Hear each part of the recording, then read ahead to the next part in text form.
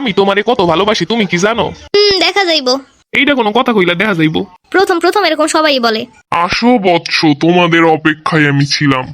তোমাদের ভিতরে ভালোবাসা নিয়ে অশান্তি চলতাছে, ভালোবাসায় সন্দেহ, সব ক্লিয়ার করার জন্যই আমি জ্যোতিষী হাজির।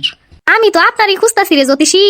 মা, তুমি চিন্তা করো না, তোমার কপালে অনেক শান্তি আছে, তুমি অনেক দুঃখের পরে এই পর্যন্ত এসেছো। এটা তো ঠিক কথা বলছেন। তোমার এর আগেও 2টা বয়ফ্রেন্ড ছিল, ছেকা দিয়ে চইলা গেছে। এটাও সত্যি। ও মাগো, আমি ভাগি নাইলে আজকে আমার সবকিছু ফাঁস হয়ে যাইবো। জ্যোতিষী আজকে আমার আর একটা উপকার করেন। তোমাদের উপকারের জন্যই তো আমি জ্যোতিষী। ওই কই যাও, এদিকে আসো। জ্যোতিষী আমার বয়ফ্রেন্ডের হাতটা দেখেন তো, কয়টা বিয়ে ছিল, কয়টা গার্লফ্রেন্ড ছিল, কয়টা বাচ্চা কাচ্চা আছে, সব একটু বলেন তো। দাও বৎস, তোমার হাতটা দাও।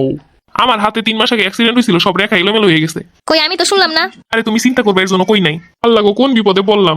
বৎস, আমি তোমার দাঁত দেখলেও বলতে পারবো, তোমার দাঁতগুলো দেখো।